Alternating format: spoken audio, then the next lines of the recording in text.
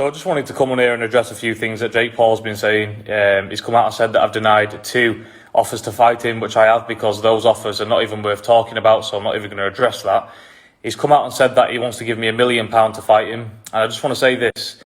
To everybody out there, £1 million for a fight of this magnitude it's not even worth getting out of bed for. This fight is going to gross millions and millions of pounds. I can't walk down the street without anybody asking me, when are you fighting Jake Paul? So until you want to start bringing some serious offers to the table, pal, we can't have a conversation. This is a very smart tactic on what he's doing, used by a lot of fighters when they don't want to fight somebody.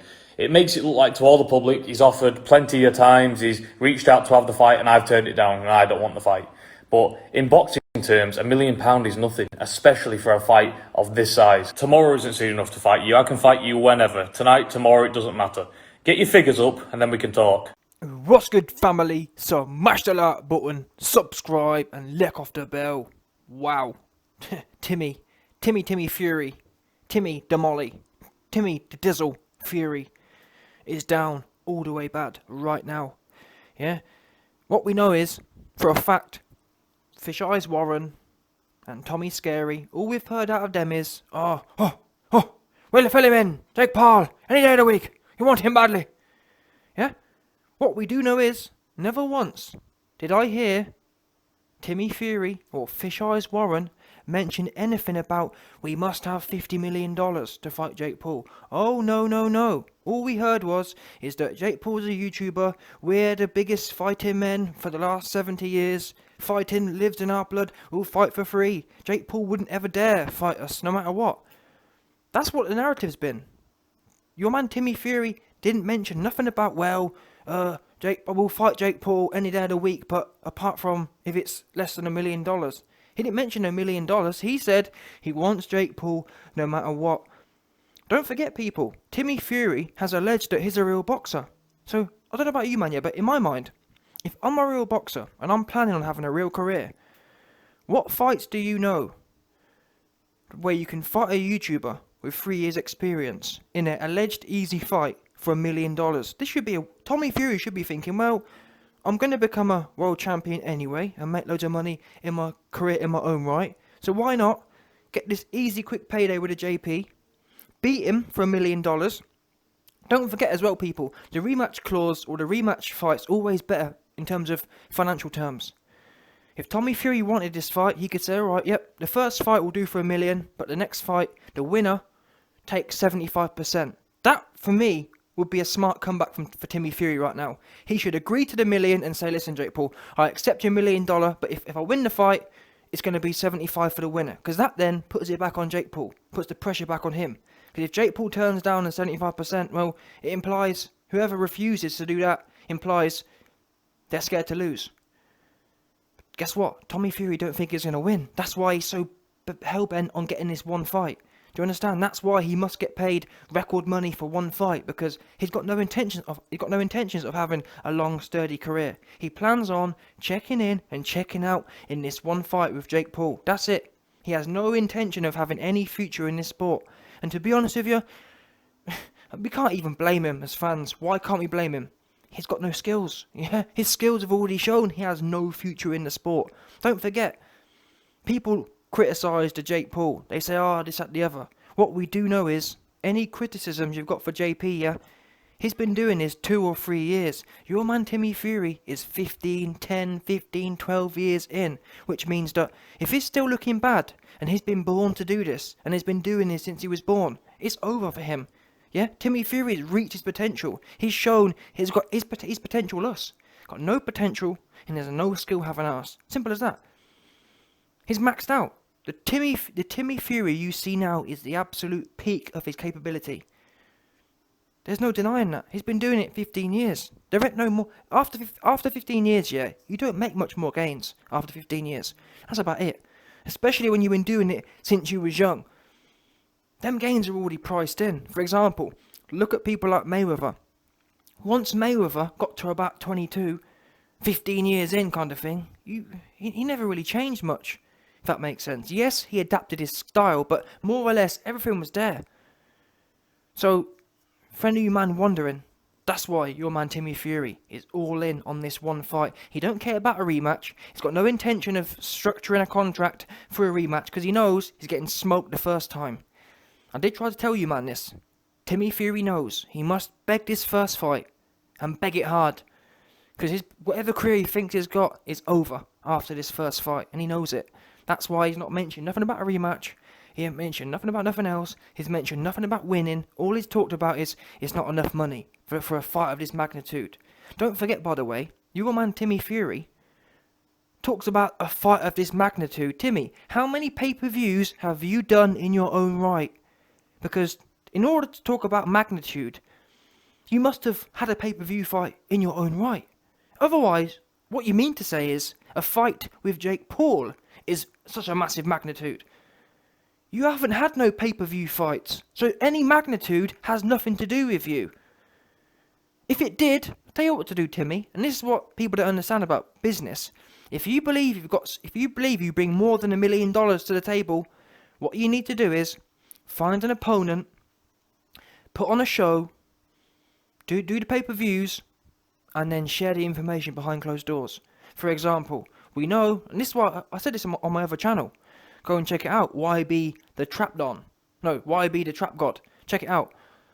And what I said was, what should happen now if Timmy Fury believes in himself at all? If Timmy Fury has any real intention of proving himself even a little bit? If Timmy Fury wants to make the split as it pertains to the Jake Paul fight more in his favour?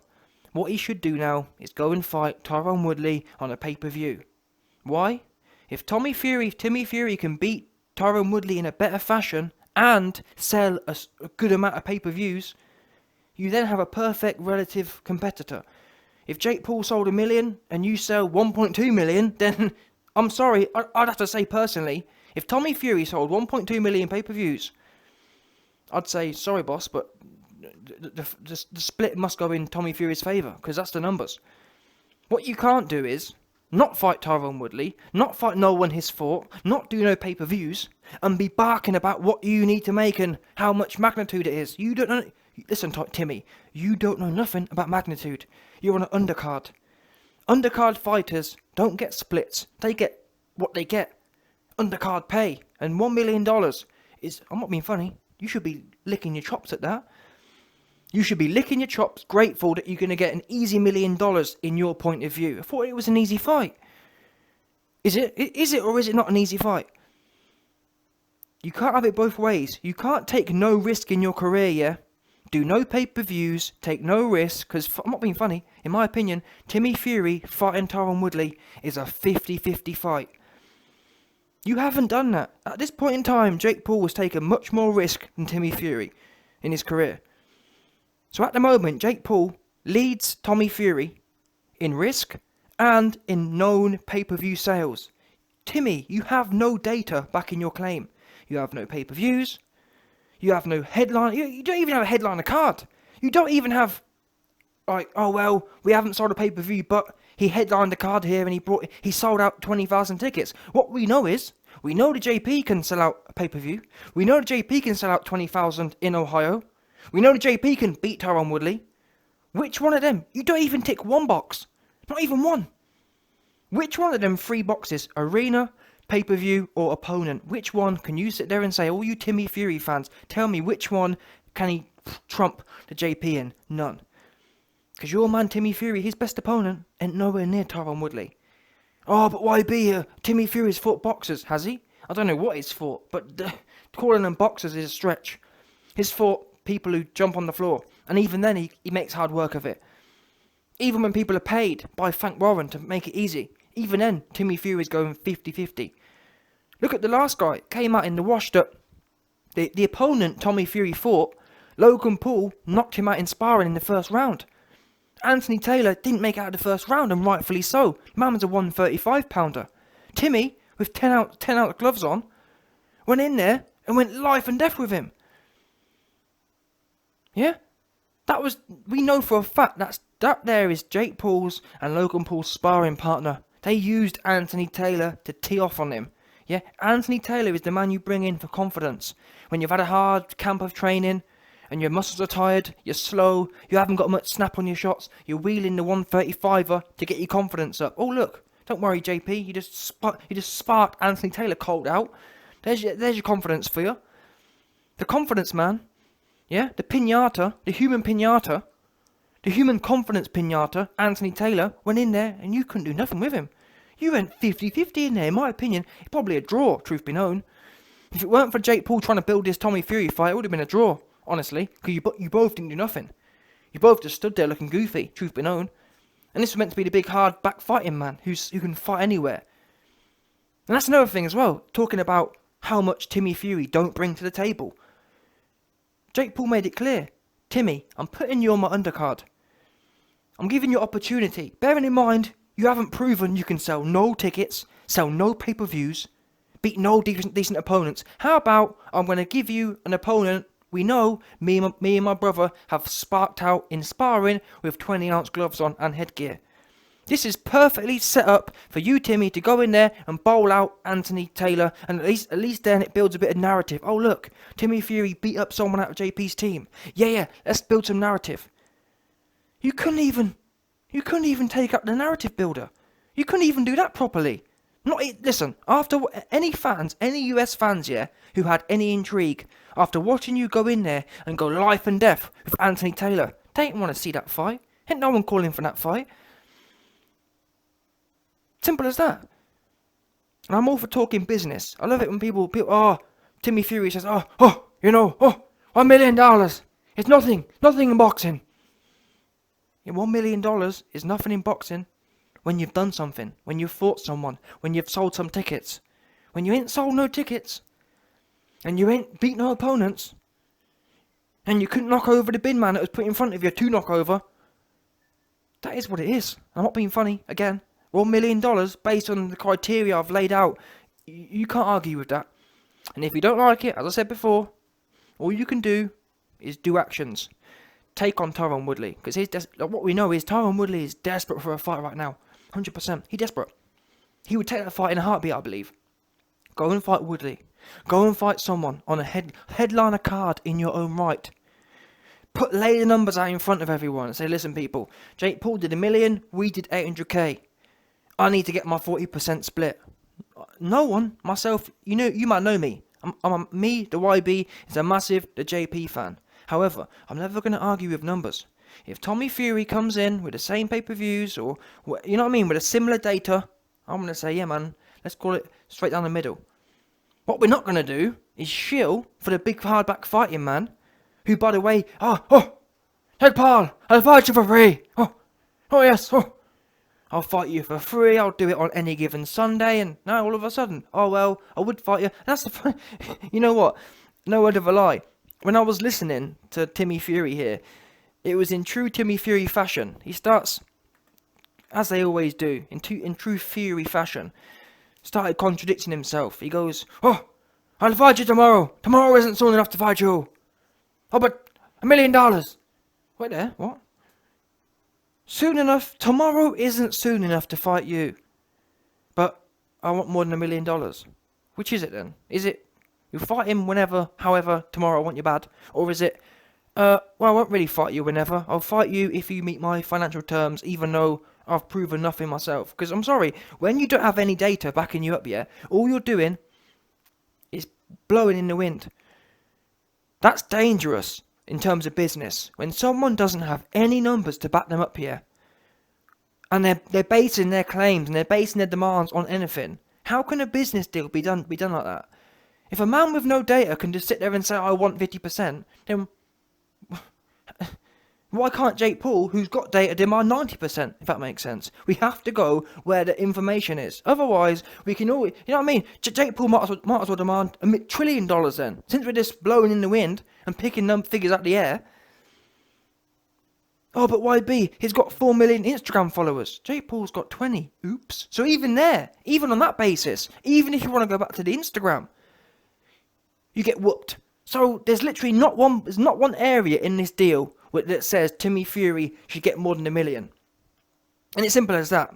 Bearing in mind as well, this allegedly is an easy fight for Tommy. The easier the fight is, the less money you should get, if that makes sense. If you're taking on a really hard fight, then we can see how you might want some more compensation. But you said this is a bank robbery.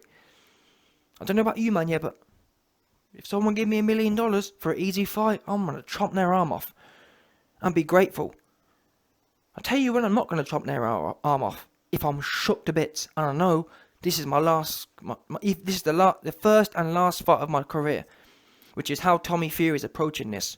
He's approaching this like, listen, people, we must get generational wealth from this fight because me and my kids are going to feel the punches that JP's going to be putting on my head for me. That's how, no, whatever I like. That's how Tommy Fury is approaching this. Tommy Fury knows the way Jake Paul's going to clip his chin, his kids are going to have, you know what I'm saying? His kids are going to have recessed chins as a result. The JP's going to push Tommy Fury's chin in so far, his kids are going to be deformed, 100%. That's what it is, and he knows it. So in a way, I do actually understand Tommy Fury's claim, because if I knew my kids were going to grow up deformed as a result, you can't put a price on that, can you? You can't put a price on the torment them poor children are going to go through. Yeah, they're going to grow up, and every day they look in the mirror, they're going to see that, wow, Pops, look at our chins pushed all the way in. Every day their kids are going to be reminded of the sins and of the failures of their father. So in a way, yeah, I see what you mean, Tommy. Yeah, you do need to be compensated, because yeah, your chin's going right back for you. Nonetheless, honestly, yeah, I'd be happy to campaign for Tommy Fury to get more money based on him and his kids' chins being deformed. But what you can't do, or what you must do, if you want the YB to shill for your increased compensation based on the injury claims, based on the disfigurement the JP's going to give you and your kin, you've got to come out and be honest about it. It's no good. What you can't do, Timmy, is come out in the public and talk about how hard you are and how easy the fight is and how rock hard you are to get in there with a JP, and then, on the other breath, demand compensation. You need to come out and own it. If you come out, Timmy, and say, oh, but YB, if you come out and say to the fans, listen, fans, I know $1 million is a lot of money, but truth is, the JP's going to push me and my kin's chins all the way in for us. We're going to have to walk around deformed. We need more compensation. My kids are going to need a lifetime of counselling because of how pushed in their chin is.